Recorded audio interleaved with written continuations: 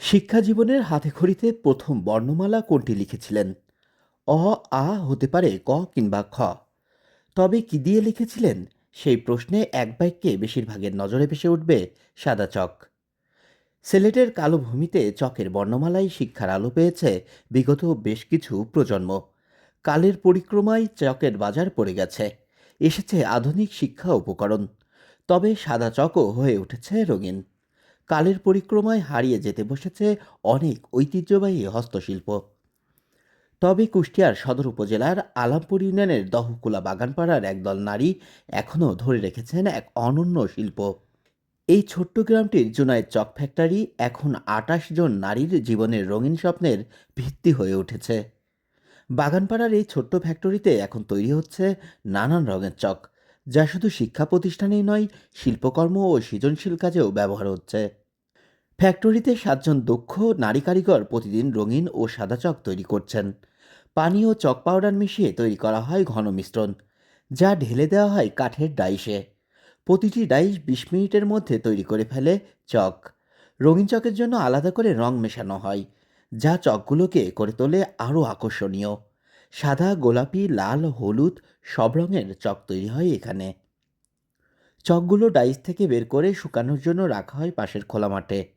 সেখানে ২১ জন নারী ব্যস্ত থাকেন চকগুলো সাজিয়ে রোদে শুকানোর কাজে। প্রতিদিন সকাল ৯টা থেকে বিকাল ৪টা পর্যন্ত কাজ করেন তারা। বিনিময়ে পান ১৫০ টাকা হাজিরা।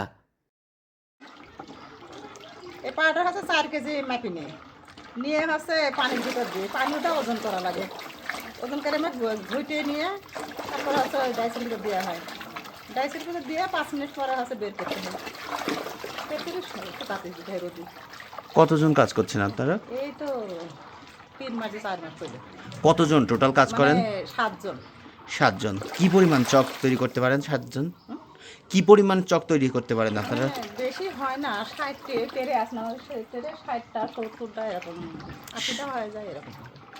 তাতে সারাদিন কাজ করার পর কেমন উপার্জন হয়?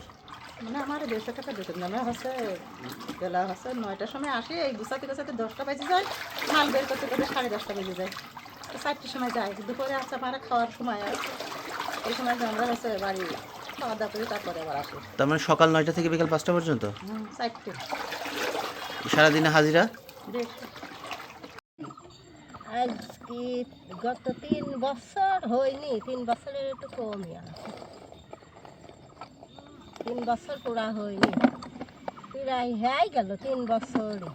ভালো লাগে, ভালো ওই কাজের অবসরে বসে যেটুকু যাই করি, আমার একটু পয়সা ইনকাম হয়।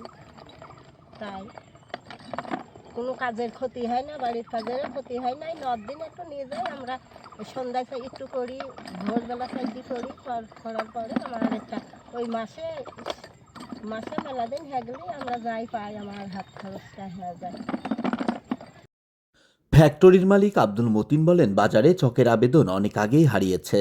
যখন এই ফ্যাক্টরি শুরু করি তখন বাজার প্রায় শেষ। তারপরেও গ্রামের পরিবেশে ফ্যাক্টরিটা টিকিয়ে রেখেছি। এতে অন্তত কিছু নারীর পার্ট টাইম কাজের সুযোগ হয়েছে। তিনি আরও জানান, মাসে প্রায় ৫০,০০০ টাকার চক বিক্রি হয়। এই জুনায়েদ চক কুষ্টিয়া ছাড়াও আশপাশের বিভিন্ন জেলা ও উপজেলায় সরবরাহ করা হয়।